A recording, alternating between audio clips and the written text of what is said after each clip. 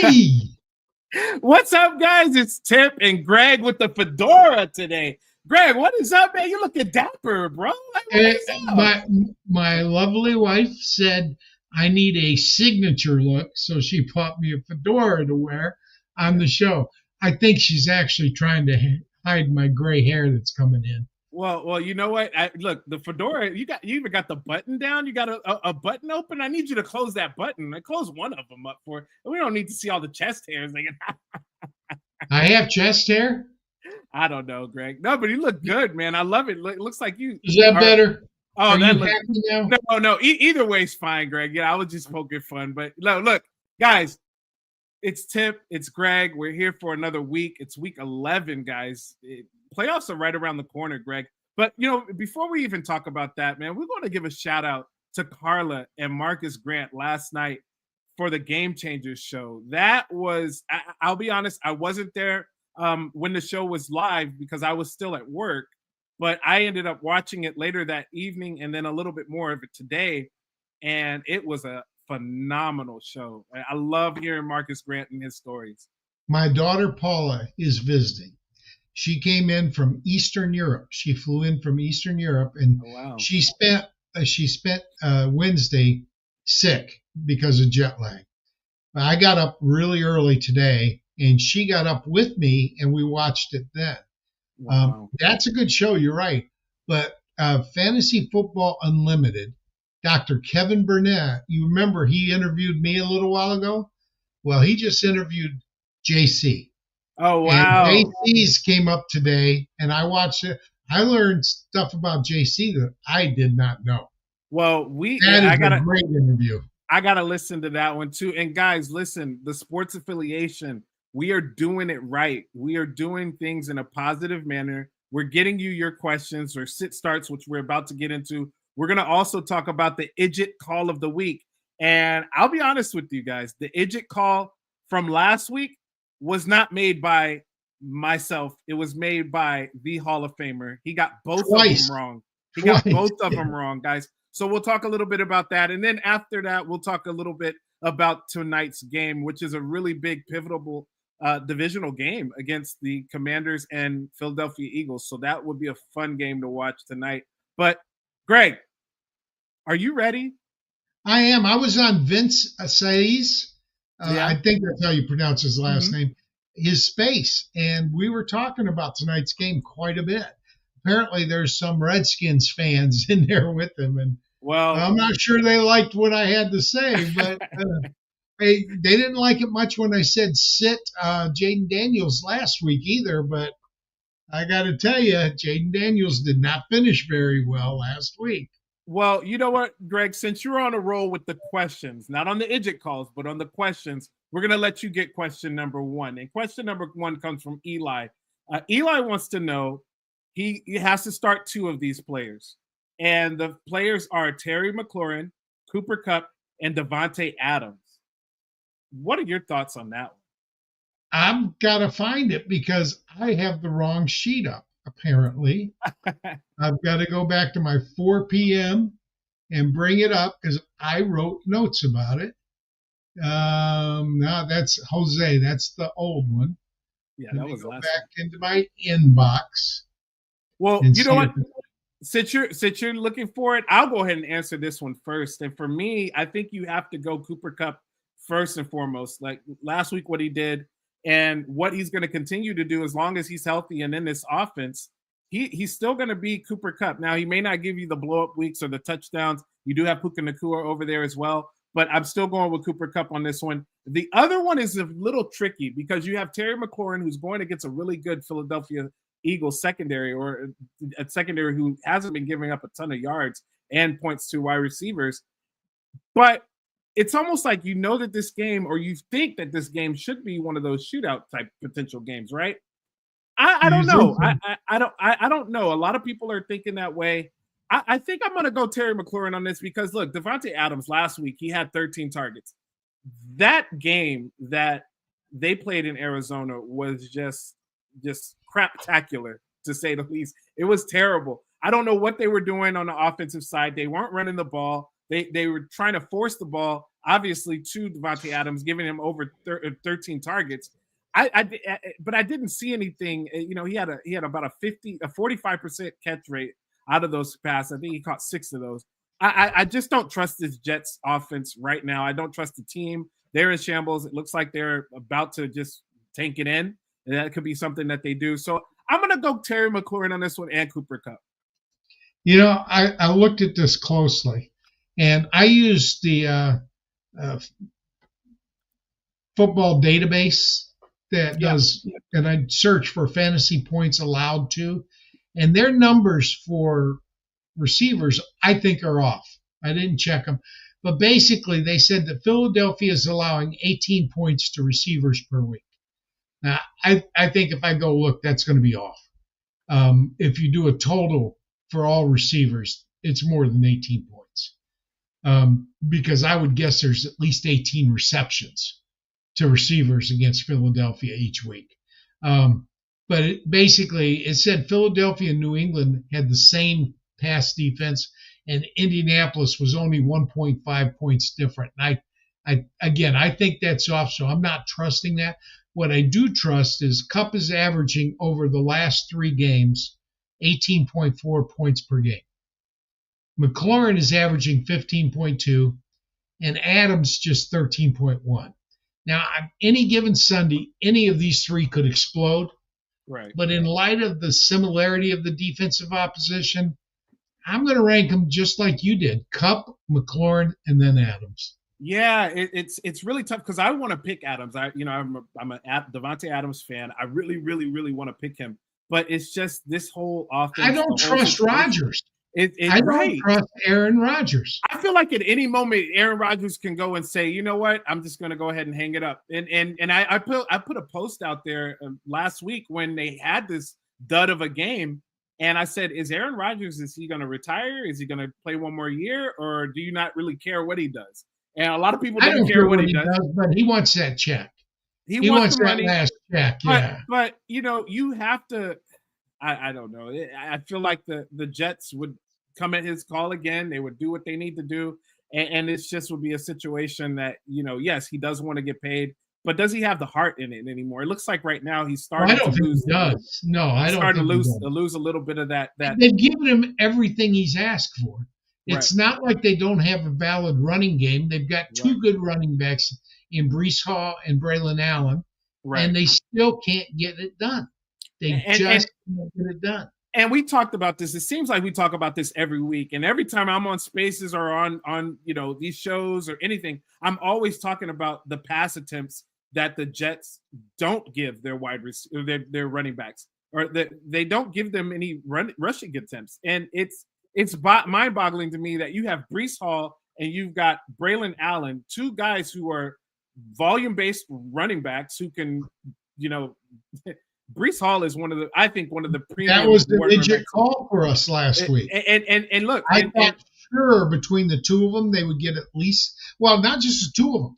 It was team-wide, right? Because it could have been reverses, it could have been quarterback scrambles, but I thought sure they'd get 25. Right. No, they've only averaged 21. I think they got 22 total. Yeah, they've only averaged 21 for the whole season as of last week, and so it was easy for me to pick that because they haven't done it all year. And when they made the coaching change, and I'm not talking about the Robert Saleh change, I'm talking about the offensive coordinator play calling change. When they made that change, that was an opportunity for them to get Breece Hall and Braylon Allen the ball, and they still didn't do it. They ran away from it, and I don't know what it is. We like to speculate. Breece Hall's been terrible. He's been great with the ball. Yeah, he's been great with the ball in his hands. It's just one of those situations that I am just so just bewildered. Why are they doing that? Why do they not allow Breece Hall or Braylon Allen to get the ball? Because if you run the ball, then that opens up the pass. Look at what the Chargers are doing. They've been running the ball the first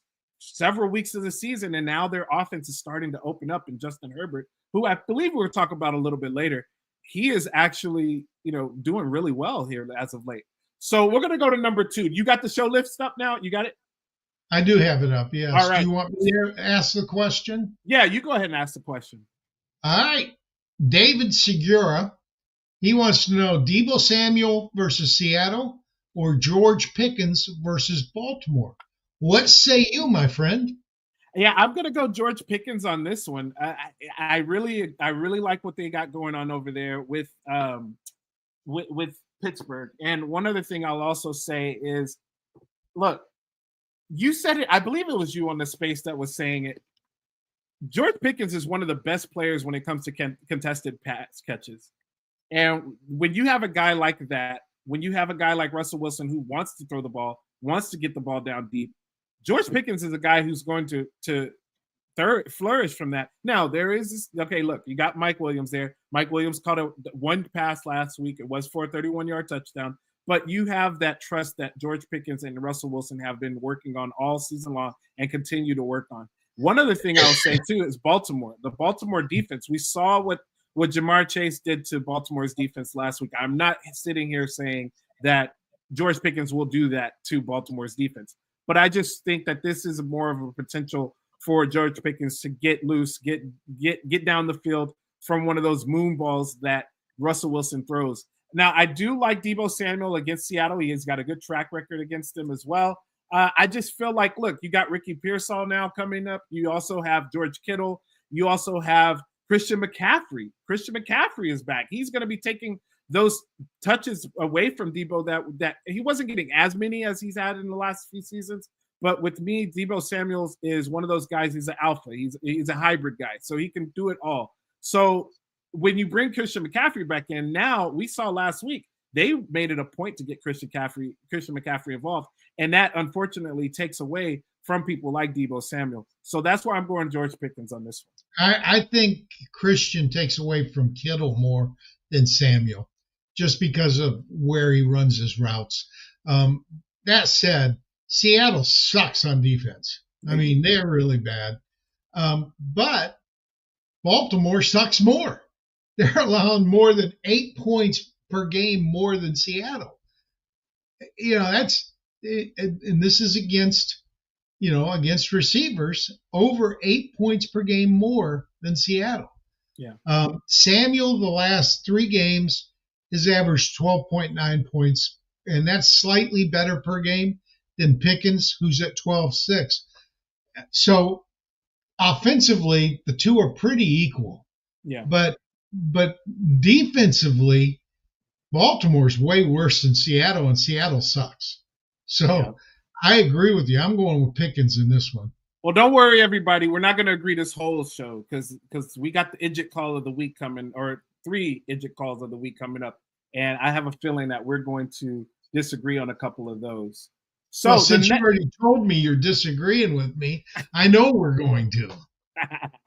So the next question comes from Christopher Willard. And Christopher wants to know Calvin Ridley going against Minnesota or Zay Flowers going against Pittsburgh. Greg, what do you think on this one? This one was a tough one for me. This one, I really had to sit back and consider. Okay, remember, three game trends. Flowers is averaging 14.2. Mm-hmm. Ridley's averaging 11.7. That's a solid 2.5 point difference. All right. Okay. Pittsburgh is pretty good against wide receivers. They're better against quarterbacks, but Pittsburgh is giving up. Wait. Explain that. How is that possible? How can you be good against wide receivers, but then not as good against quarterbacks? It shuts down all the quarterback runs, and it spreads out. The wide receivers is multiple players. Okay. So it's confusing to me. But again, I don't trust these numbers, but from what I researched, Pittsburgh's given up 17.3, which is 11th versus wide receivers. And Minnesota, who's a good defense, is giving up 23. They're 30th against wide receivers. That means there's only 2 teams worse than them. Baltimore's one. But since week 6, I went all the way back to week 6, Ridley has had 8, 9, 15, 8, and 9 targets. That's 9.8 per game. That's pretty damn good, actually. Yeah, it seems like it happened all ever since. Remember that interview that he had post game? DeAndre Hopkins went away. Yeah, when DeAndre Hopkins went away, Ridley became the number 1. Yeah, that too. That was going to be something. But that post game interview where he was like, "Give me the ball, give me," and the interview, and they're getting him the ball. The guy doing the interview said he was like, "Well, they did give you 8 targets," and he was like, "Well, no, give me the ball all through the whole course of the game, not just only in the fourth quarter." But see, you're right. And frankly, in that 5-game stretch, 8 was the fewest targets he had. 15 was the most. All right. So Flowers, same time span, 9, 1, 12, 6, and 6. That's 6.8. That's 3 targets per game less. All right. His high game was the same week that Ridley's high game was, and he was still 3 targets less. So I got to say, I like the usage Ridley's getting. Okay. Now, I think Flowers is less consistent. He has fewer opportunities, and he's facing the better defense. And I think both are capable of big weeks. But this week, I'm leaning towards Ridley. Yeah, I like the Ridley call on this one, but I want to go with the better offense. It seems to me that, look, Russell Wilson and this Pittsburgh offense is going to put a little bit of pressure on that defense, right? Because of how bad that defense has been. So that's going to basically make Baltimore be a little bit more aggressive on their offensive end. Right. They are going to get some better. They are going to get some better. Baltimore is not going to take the ball out of King Henry's hands.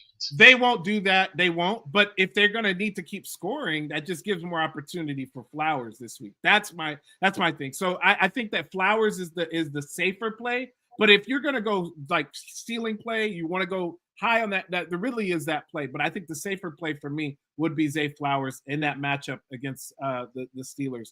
Look, Zay Flowers, he is a nightmare when it comes to those intermediate passes, those quick passes.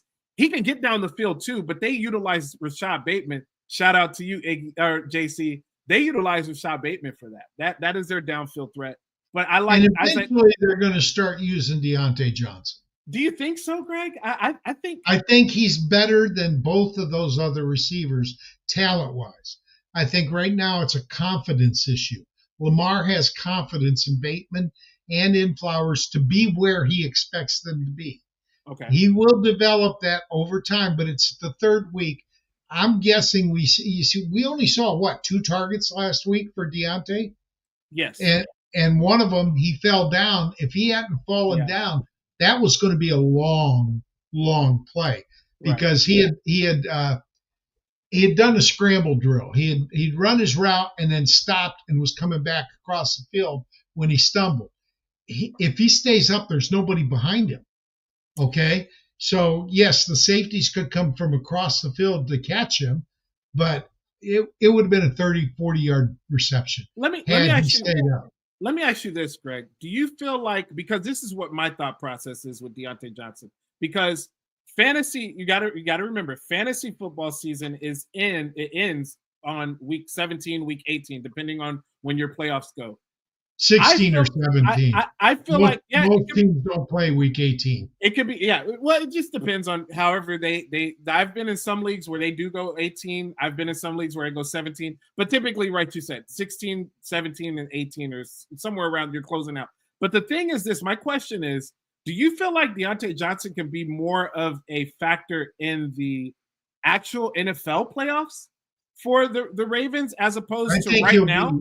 I think he'll be more of a factor next year when they've got a whole off season together. Okay. I think he's going to have some big games. Right. And he's going to have some games where he just doesn't get targeted.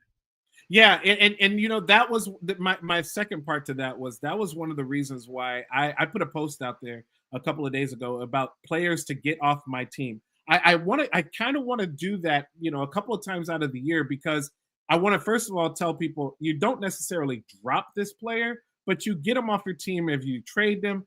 In this case, though, I am telling people to drop Deontay Johnson because I agree with what you're saying. I don't think we're going to see that any type of fantasy relevance from him during this playoff push. Somebody asked, should I pick up Trey Benson? I would have to drop Bigsby or Deontay Johnson. Yeah. I said in a redraft league, absolutely not. And the reason being is Bigsby has a role. It's not a great role, but he has a role. And if ETN goes down again, he's the starting running back there. Okay. Now, for Benson to have any value at all, Connor has to be injured. Yes, I know his history, but Benson has very little. He just doesn't touch the ball enough while James Conner is healthy. Now, Deontay Johnson is going to grow, and he gets receptions. So he's going to get points for receptions. He got 0 the first game. He got one catch this game, I think, for 14 yards, so 2.4 points.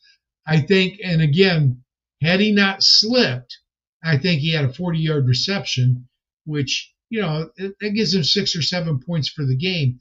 I think that's a ceiling for Benson until Connor gets hurt. Is 6 points. Okay, so I'm happy you said that, because this is something that I would indeed tell the person to drop Deontay Johnson and pick up Trey Benson, because for this, because you're an idiot. Wait a minute, no, that's me. It might be you, yeah, it's you. But I'll tell you why. Because look, I understand the whole Connor situation, but in those limited touches or limited snap count that Benson had last week, he had 12 touches. And he did pretty damn good with those. Garbage time. Well, he did a pretty damn good job with those touches. And I think the team. What did he do before that? The week before that? The the whole season before that. Nothing. But that's one reason why it's a whole season, Greg. We've seen from James Conner that he has a tendency to either get nicked up or banged up or disappear at times. And I think that they'll start to utilize the fresh young legs of Trey Benson. Now, look, Trey Benson is 6'1", 230 pounds. The thing I noticed about him at the beginning of the season or in preseason was that he was not running down north and south. He was trying to do little quick jerks because he is a fast guy. He's a dancer. He's a 4-3 guy. Yeah. But when I noticed last week, and I know you said it was during garbage time. I don't care. Some people win their games in fantasy football because of garbage time. So I noticed that, look, Trey Benson was running north and south and getting that 6'1" frame, down the field and the right level and in the right direction. And he was utilizing his speed. He was catching the ball. Like, he did a lot of good things last week. He's a good receiver. Yeah. Benson was a good receiver in college. Absolutely. Okay, so my question to you. Okay. How many running backs can you name that through the first 8 weeks of their career did nothing and then became the guy? I'm waiting. Well, the one that comes to mind that I remember was Kenyon Drake. Do you remember Kenyon Drake? I think it was 2019. And what did he do for his career? Kenyon Drake for the career didn't do much of anything, but there was about a 3 or 4 games, 6-week stretch where Kenyon Drake for the Arizona Cardinals was winning people leagues. He won me a league because I remember that last game against Seattle, when that championship game, Kenyon Drake was doing some like crazy things. He was scoring points at will. I think he had like a 60, 70-yard touchdown in that game too. So I kind of, and it's funny, James Conner was not on the team at that time. So I think it was Chase Edmonds, and he got banged up. And so now you get Kenyon Drake. I'm not saying anything about James Conner because James Conner right now is as healthy as he can be with 11 weeks into the season. Yeah, I mean, we could say that J.K. Dobbins is going to get hurt too. But I think that we start to see a little bit closer split between the two, James Conner and Trey Benson, moving forward. I think that it can still be. I think it's about a 40, 65, 35, 60, 40. How many touches do you think that Trey Benson gets this week, next week, and the week after? I think he hovers right around that 10 to 12 touches each week. All right. Each week. Now, if that is going to be an idiot call. No. Oh, yeah. Because I say he doesn't get it. I'm telling you, Greg, I think they noticed something with this kid. I'm taking the under. Look, 12. We can have two idiot calls in a week. We did. Wait, but 10 to 12 touches in this day in the NFL, that can look at what Rachaad White's been doing with 9 touches. And who's been the better back, Rachaad White or Bucky Irvin? You can argue that Rachaad White's been pretty good these he's been a good receiving back. Well, I mean, hey, that's what he does. Bucky Irvin has been the more complete back. And I'll tell you what, most teams, most fantasy owners would prefer to see Bucky Irvin get the full-time job. Well, you guys know because Rachaad White is tremendously inefficient. He is very inefficient. There's no doubt about it, but he gets the volume. Well, he used to get the volume. He doesn't get the volume quite this year, but he's doing things with at least catching the ball. He's doing some things. He's a good receiver. Yes, yeah, he's doing some things. He would be a great third down back. So we're gonna add. We're gonna add the Idjit call. We're gonna add Trey Benson. We're gonna split the difference. 11. You said 10 to 12. I say under 11 for the next 3 games. How many games? Games for 3 games. 3 games. Okay, 3 games. All right, I'm writing that down. I got you. All right, I like this one. I don't know if I'll win. I don't know if I'll win the official one, so I like this one. And you know what? From now on, one thing. If Connor gets injured, that's off. Okay, that's fair. I'll take that. That's fair. Because we're talking about a role when Connor is there. Right. No, that's fair. That's totally fair. One thing that you don't lose if Connor gets injured, and I don't lose either. Right. It's just a wash. That's fine. Right. That's fine. Fair. You know what? Let's move to the next one because this next one. Wait a minute. First, we got to say hi to Daniel for coming in and watching. Oh, what's up, Daniel? How are you, man? Good to see you. The next one is CeeDee Lamb, and this is from an anonymous person, so they didn't want to leave their name, obviously. So I can understand that. Anybody asking about CeeDee Lamb should be anonymous. Well, you know what? I thought the same thing, but when they brought out CeeDee Lamb or Cedric Tillman. That's an easy one. Do you want me to tell you why? Tell me. Well, it seems ludicrous, doesn't it? Right. It's not. Since week 7, Tillman has 3 games. He has 32 targets in 3 games, 10.7 per game. Yes. His quarterback is far from a superstar, as far as you can get. But he's still averaging 22.2 points per game with a low of 18.1. All right? Last week, that would have been a wide receiver 9. All right? 18.1 would have been a wide receiver 9. Yeah. That's his low score the last 3 weeks. Worst game of the past 3, 18.9. All right? Yeah. CeeDee has 39 targets, 13 per game in his last 3 games. He had 39.8 points in week 8. But that was with Dak Prescott. In fact, Dak played most of week 9. 71%, I think, or maybe even 80% of week 9. But even though Lamb was targeted 10 times by Cooper Rush, there was one thing I noticed about that game. They didn't take very many shots downfield, and when they did, Cooper Rush was terrible. Those 10 targets, he caught 6 of them. So that's 6 points in PPR, right? Yeah. 21 freaking yards, 3.5 yards per reception. That's just not good enough. It's not ludicrous. I'm going with Cedric Tillman here. Yeah, Cedric Tillman has been averaging 22 points in those 3 games. People don't realize how well he's played the last 3 weeks. Look, this is a real thing. This is a real thing about Cedric Tillman. It's easy for me. I have Cedric Tillman ranked in my top 10 this week. Actually, he's number 10. I think that you don't have CeeDee in the top 20. I think I do because they are playing the Texans, and the Texans, when they travel, they do give up points to the wide receiver. They give up 3. Blow them out.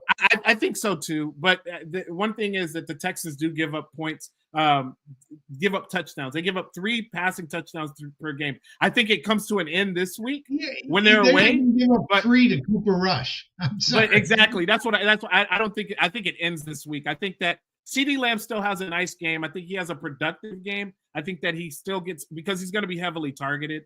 Or targeted. So I do think that, but no, I don't have CeeDee Lamb. Go back. I want to say he's like top. I think he's like 15 or 14. Go back and watch Dallas's game from last week. Oh, it was terrible. Yeah. No, don't look at it that way. Just focus on where Rush was throwing the ball. There were so many wide receiver screens. I mean, they were throwing at or behind the line of scrimmage so much. Yeah. I mean, they weren't even going 10 yards downfield. And then they take, I think in the third quarter, I'm screaming, you cannot win throwing 3-yard passes. Right. And so they took a deep shot, but it wasn't anywhere near close to being complete. Yeah, so, and, the whole situation with the Cowboys, I really think they probably will win one more game this season. Do you think maybe? Do you think Trey Lance gets to play this week? No, I don't think he's ready for that.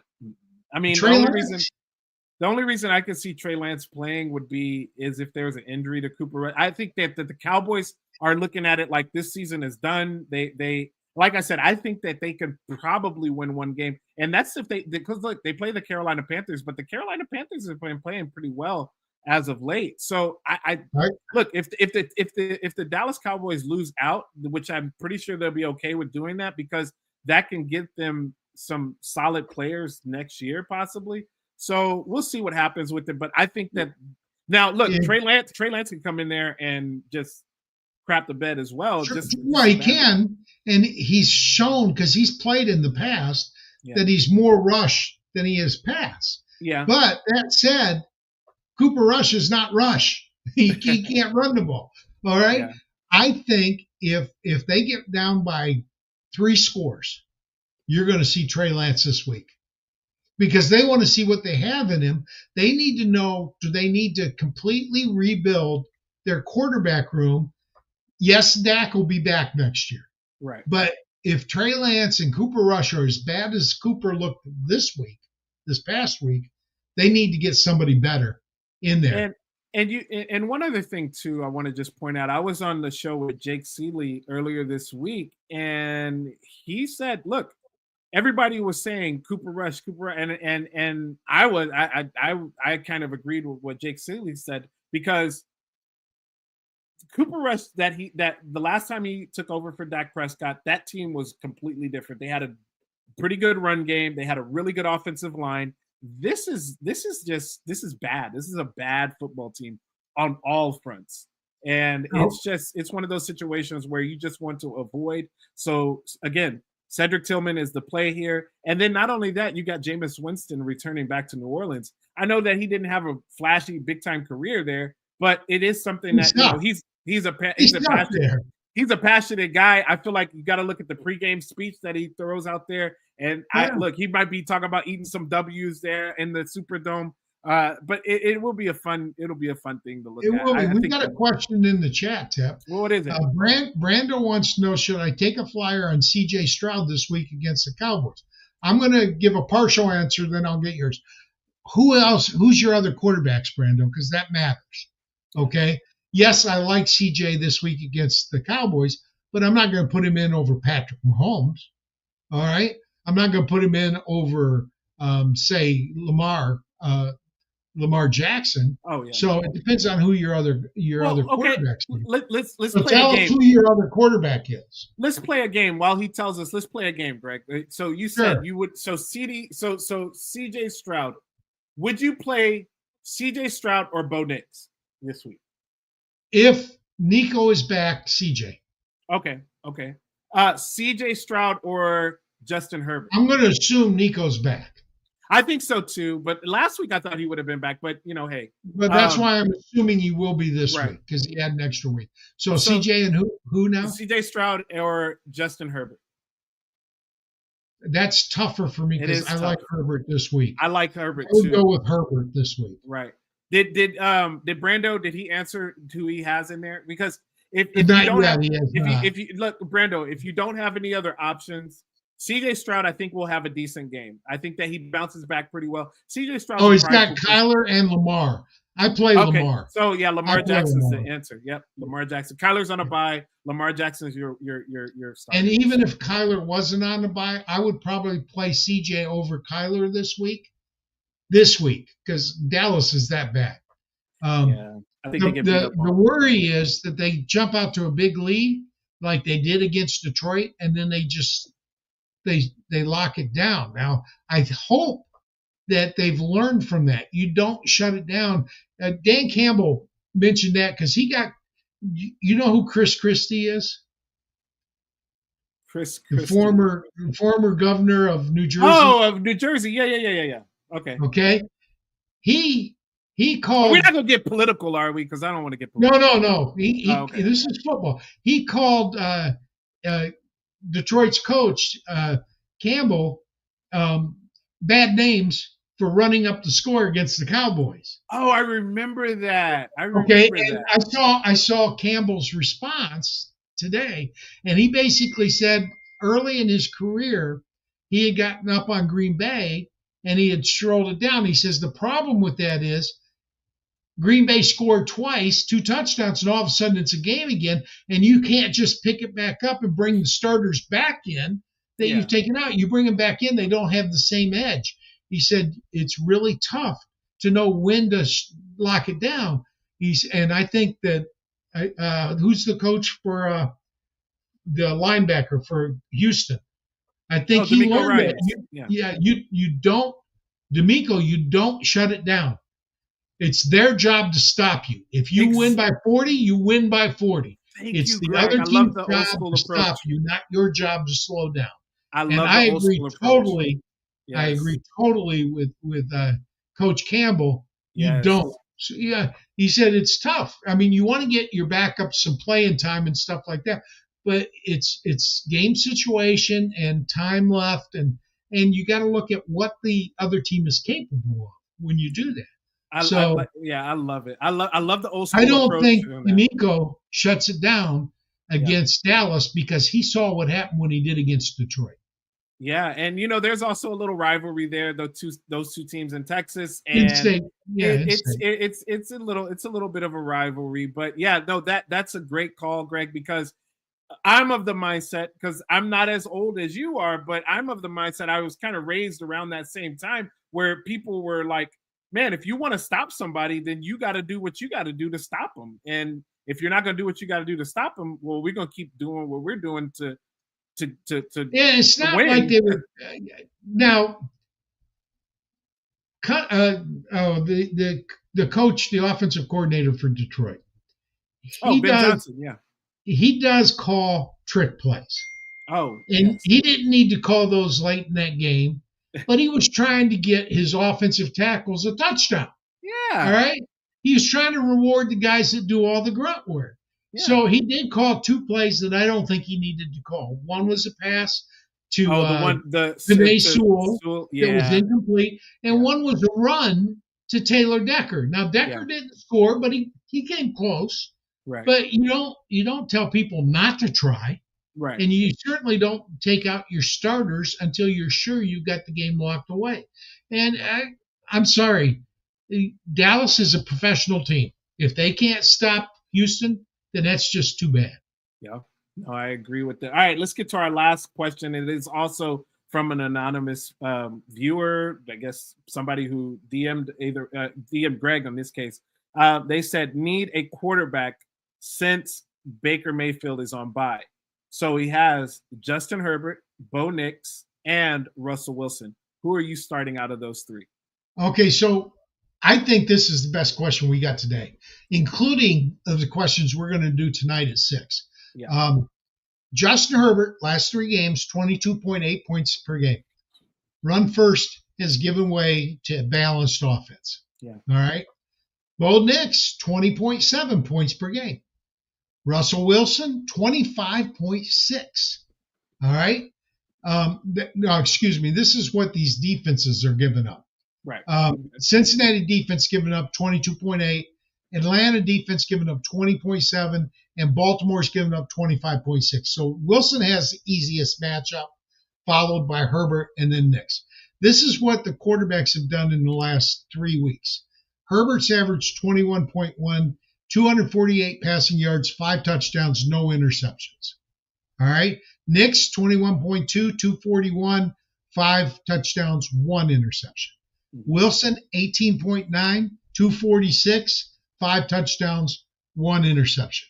Now, Wilson has the best matchup, but he has the worst 3-week trend. Nix has the worst matchup and is a rookie, which usually means there's going to be performance fluctuations. Talent-wise, I think Herbert is the best QB of the 3, all right, in pure talent. but the offense has been the most conservative. It's a run-first offense. Still, I think he's the best option at this point. He's certainly the most consistent over the past 3 games. If you look at his scoring, I think he doesn't have the highest score, but I think he scored at least, I want to say, at least 20 points in all 3 games. Yeah, this is, for me, it's a toss-up between Herbert and Wilson. Both of them have really great matchups. They've been, just like Greg alluded to, the trends are there, although Herbert's trends is a little bit better. But Herbert also does use his legs too. He had a rushing touchdown last week. I think that you go Herbert, hoping that, look, the foot is all better now. Obviously, it looks like it's better. This offense is clicking. It's starting to open up a little bit more. The run game is catching passes. Yeah, Quentin Johnston's catching passes. So I think that you go with the Herbert for the safe play, but I wouldn't be mad if you went with Russell Wilson too. I think Russell Wilson's going to have a nice game. I don't think quite the 300 or the 3 touchdowns that he had last week, but I think that he has more yardage this week and maybe gets 2 of those touchdowns. But he's rarely going to run. Bo Nix, I tend to agree with you. You're going to get sporadic, showings from a rookie.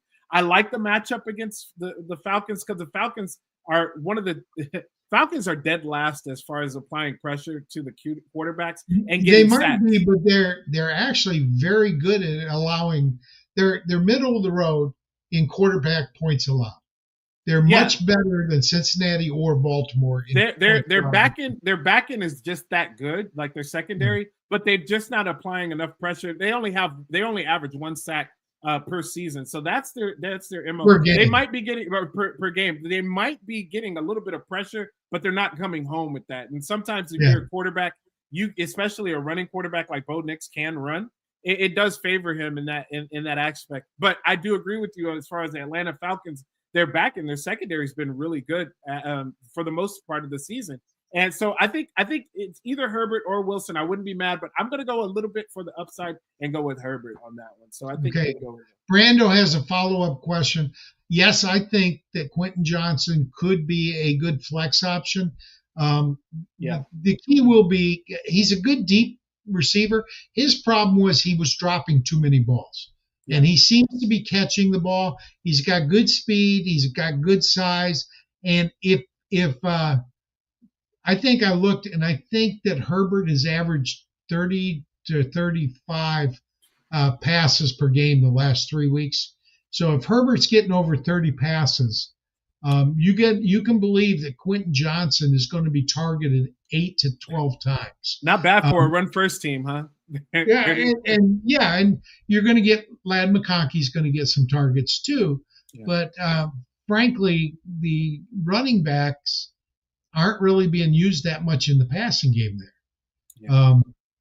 J.K. Dobbins, and you've got the Gus bus back now. Greg, can we talk about that real quick? Because this is a situation for me. A lot of people are saying, should I go and pick up Gus Edwards? Should I go and pick up Gus Edwards? And I do recommend picking up Gus Edwards, but I don't recommend picking up Gus Edwards because you want to play Gus Edwards. I recommend picking him up because if the J.K. Dobbins owner or manager hasn't been smart enough to go ahead and have a handcuff for J.K. Dobbins, then you need to go ahead and do that. So I still look at Kamani Vidal as the handcuff. Well, Kamani Vidal was a healthy scratch. That was a head scratcher. He was a healthy scratch last week. I don't know. Maybe it was a disciplinary issue. I don't know. But I will say it was kind of odd. But the other thing I wanted to bring in today is that Gus Edwards he just like they brought in Christian McCaffrey and they said, look, we're going to go and give Christian McCaffrey a ton of touches. They did that. They went ahead and Gus Edwards didn't skip a beat. He came in there, had quite a few touches off the bat, spelled J.K. Dobbins. But at the end zone where usually Gus Edwards thrives, I mean, that's where he's known for, getting those touchdowns, those goal line touchdowns. They went to Hassan Haskins. So it's kind of a hard situation. Well, you got to remember there's a history there. Hassan Haskins in college had a coach that just happens to be on the same sideline he is right now. So Harbaugh knows Haskins, and he knows Haskins' strengths. And Haskins is a very tough inside runner. And I think he's looking forward. Gus Bus is 30 years old or close to it. Right. So he's not a long-term answer there. So I think Harbaugh wants to see what he's got in Haskins. Yeah. And I think he really likes J.K. Dobbins going forward. So I think that's why you're going to see Hassan get a role. That's also, I think, wasn't Hassan Haskins on kickoff returns too? I'll have to double check that. I can look at it. I don't think he got any returns, but I think they have Darius Davis. That's usually their primary return. No, I don't think he's a return guy. I think he's on the return team. I think he's on special teams. Okay. So that gives them more flexibility than they're getting from Vidal. Okay. So let's get to these. First of all, we're going to recap the idjit calls from last week. So last week, this is a new segment. Yes, we have to, especially for you, Greg. So we're going to spend the last 10, 15 minutes talking about the idjit calls of the week. Last week, we had Chase Brown was one of our picks, and it was 51.5 rushing yards was the call. So we either take over or under. So it's a prop bet, but we take the over under on the under. Although Greg was down on Chase Brown last week, he went ahead and took Chase the Brown over. Had a great week. Yeah. No, I had him as my stud to sit, right? And he finished as the RB4, and he still missed the over on the yards. How does that happen? That's a double idjit for you. That's what that is. That's double idjit. That's a total idjit. Yeah, it's crazy. Chase Brown, and that's one of the reasons why I like him. He's one of those players that if he doesn't get it done on the ground, he can catch the ball. He's electric when he catches the ball. He's had 2 touchdowns against the Baltimore Ravens this year. 1 rushing, 1 receiving. The receptions he had going into that game was 3. He got 6 receptions in that game. Yeah, he did. Yeah, he did get 6 receptions that game. And look, Chase Brown, I think that he's a guy that you continue to plug in on your team. I don't really care the matchup at this point because he had one of the toughest matchup, if not the toughest matchup last week, and see what he did. He got you the 4th pick. I'm so happy I didn't have to answer start-sit questions because I probably would have told people to start Chase Brown just because of how much I like him. But thank God that game was on Thursday. We didn't have to worry about it. Hey, wait a minute. It gets worse. I truly believe that I would have at least got the stud to sit right if the defense doesn't commit a turnover on 4th and goal that gives them 1st and goal on the 1, which Chase Brown immediately turns into a touchdown. And Chase Brown I think turned the whole game for Chase Brown. I don't think Chase Brown was listening, but I'm pretty sure one of his family members was probably listening to you. And I think that's probably what it caused it because even Chase Brown tried to help you with the fumble too. He tried to help you, Greg. He tried to help your call, but I saw that. That was negative too. And for a while, he was sitting there around the 10-point mark, which was going to be good for me. Right. But no. And then so not only did you make 1 idjit call, you went ahead and you doubled down on it and went ahead and you did this one while we were on the Thursday checkdown. And I got to tell you, I wasn't ready for it. So you kind of threw me off when you said it. And I was just like, oh, I got him on this one. Greg Kellogg, the Hall of Famer himself, said that the New York Jets, the New York football Jets were going to rush the ball more than 25 times last week. As a team. And even Greg said, I was accounting for Aaron Rodgers to have at least 2 or 3 carries. Yeah. And they did what they've always done. Sneak is a rush attempt. It doesn't even have to get yards. It's just got to be a rush attempt. They've done what they've done every single game this year, Greg. They don't run the ball. They've got 2 studs at running back, 1 for sure stud in Breece Hall, and then they've got another guy, Braylon Allen, who's played pretty well. Stud. He's a young stud. I would say young stud too.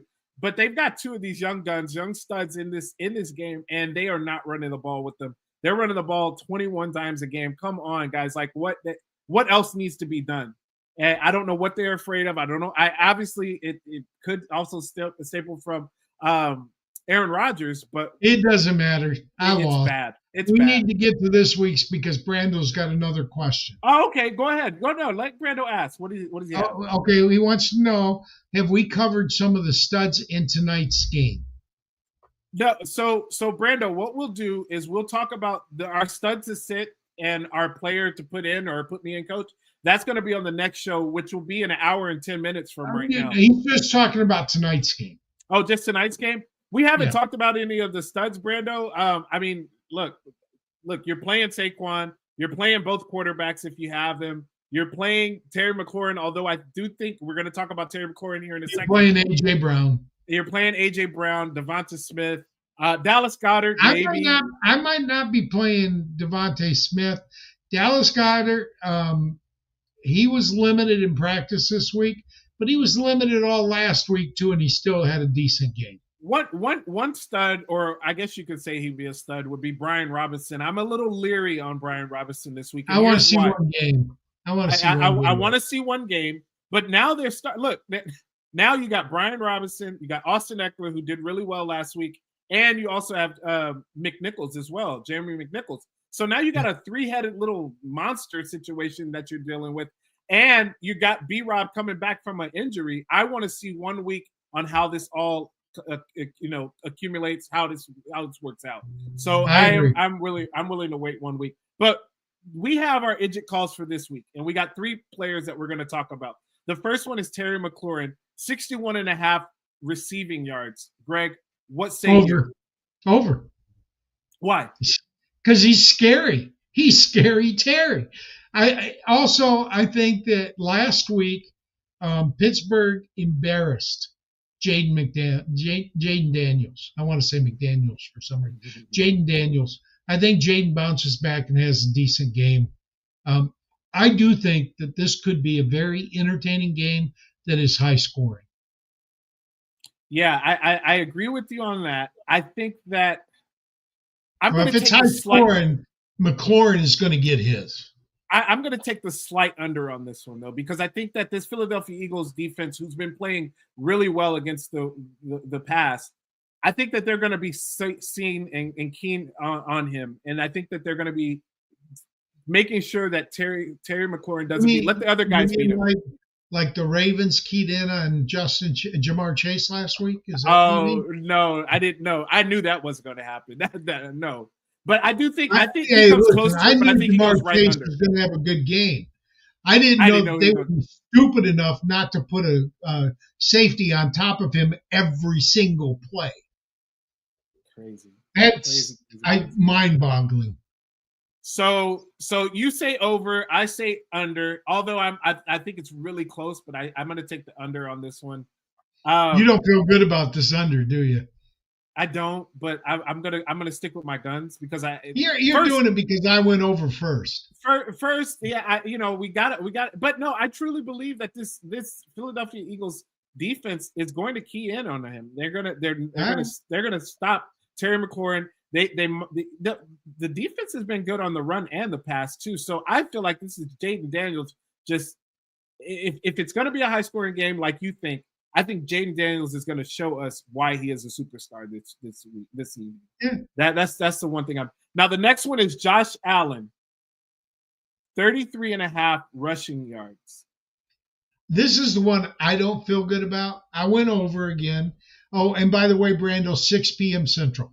I don't feel good about it because about half the time he goes over it and about half the time he goes under it. So you just never know with rushing yards by a quarterback. But yeah, my first gut instinct was over, so that's what I went with.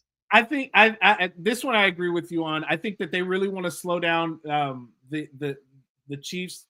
Well, I guess you could say offense. But you know that if you get into a shootout with Patrick Mahomes, that's going to be a problem. You know that. They just haven't had the opportunity to, or the Chiefs haven't needed to because their defense is playing so well. But I tell you what, if they get into a shootout with somebody, the Kansas City Chiefs could come out on top almost every time. So I will say that. But with this one, I'm going to over as well because you look at the last few games that he's played against Kansas City Chiefs. He's running the ball. He's rushing the ball. The Buffalo Bills are rushing the ball as well. they're going to be utilizing James Cook, Ray Davis to slow down this offense. They don't want to get into a messy shootout with Kansas City. We would love to see it, but I just don't think that they want to. This is the first game they played this season. I think that it's going to be a lower scoring game that a lot of people have talked about. I will say this, just because we're talking about this game, it has nothing to do with Josh Allen's rushing, but I do like Dawson Knox, everybody. Dawson Knox is a guy. Look, Dalton Kincaid did not practice yesterday. He did not practice today.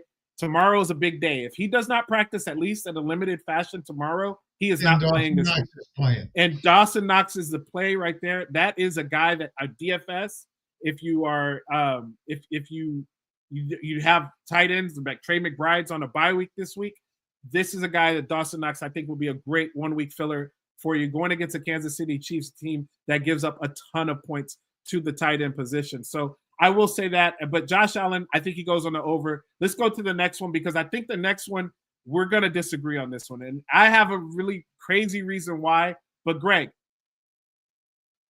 Caleb Williams, 202 passing yards. Wait a minute, it was 203 when you told me. Not that it matters. I'm going under anyway. I have 203. Yeah, 203. My bad. 203. Well, these things change, but I just don't trust Caleb. I mean, right now that offensive line sucks. He doesn't have time, and he's not picked up the game well enough to make instant decisions. And to be honest, DJ Moore has not played well this year.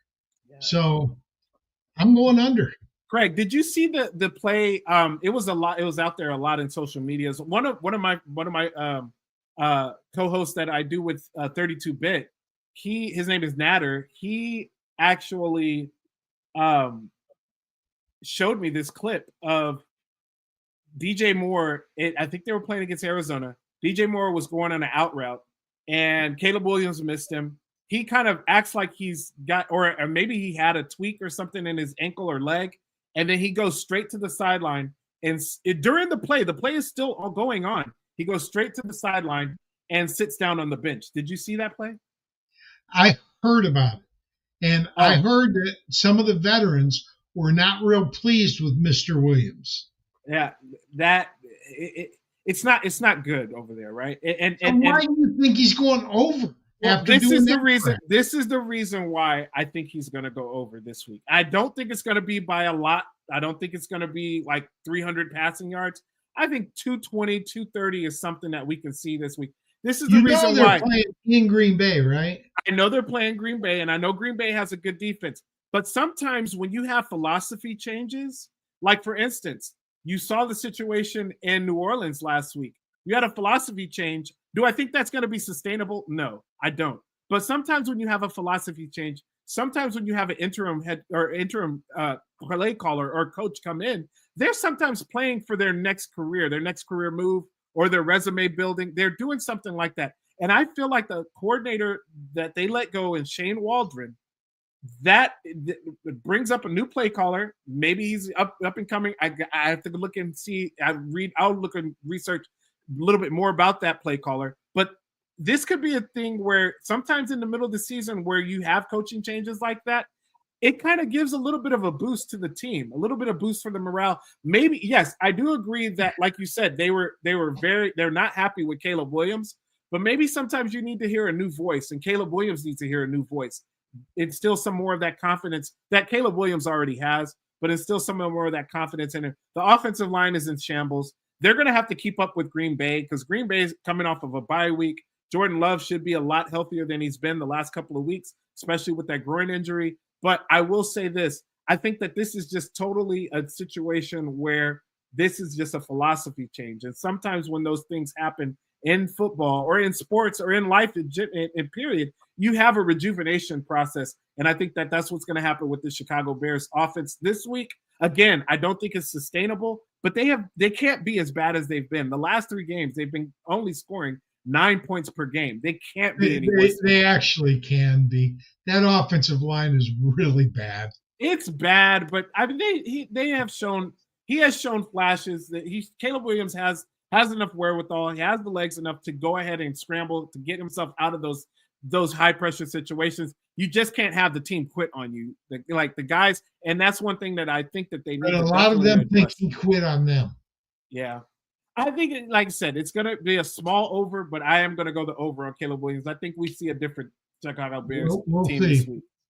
Hey, we got a show coming up. We got a show coming up in an hour. It just hit the hour mark. We got a show coming up. You guys, look, tune in for it, the Thursday Checkdown. We've got Dennis D. Mike Media. He is a meteorologist. Check it out. It's going to be really fantasy football scientist. We're gonna talk about fantasy football from a scientific aspect. But I'm loving our Joe. Oh, I'm really excited about our Joe, and we're not going to tell you. We're not going to tell you about him. He's going to be a surprise, but you need to tune in and hear about. You need to hear from this guy's lips. He actually beat somebody. He beat one of the fishes. Oh. If you know the Scott Fish Bowl, he beat fish. He beat fish. We're not gonna. You're not gonna tell me which fish he beat. No. We'll tell you later tonight in an hour. All right, that's cool. Fair enough. But yeah, look, guys. Every Thursday, you can catch us on the Thursday Checkdown. That is our staple show. That is the show that we do at 6 o'clock Central Standard Time, 7 p.m. Eastern. And then we also do the Q&A show. The Q&A show is this show that you're seeing right now, where we answer questions. We'll answer questions in the chat. Keep those questions coming. And not only that, we have the Idjit Call of the Week. The Idjit Call of the Week. We're started it at 1. Now we're going to go to 3. We're going to go to 3 Idjit calls. I'm trying to get Greg to redeem himself because he's had a bad couple of weeks on these calls. So I'm trying to get him to get back even with me. But, I don't think he is this week either. But look, we got the Idjit Call of the Week. And then also, we talk a little bit about tonight's game. I think we've already talked about it enough, but we talk about the Thursday night game as well. So tune in to every Thursday night. We'll be on here. Greg, any parting words that you have? Also, after our show, the game comes on 15 minutes later, but JC and the Sports Affiliation also do a watch party. Tune in, listen to JC. They talk a lot more about gambling than we do, but they also, they may see things in the game that help you in your fantasy league. So tune into the watch party and tell them we sent you. All right, guys. Peace out. We'll see you later.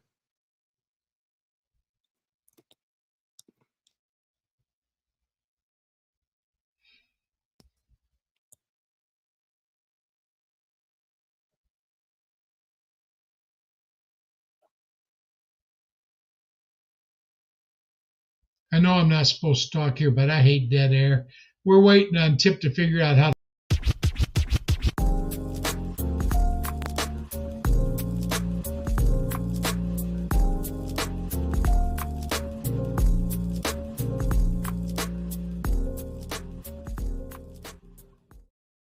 Hey, we got a extra.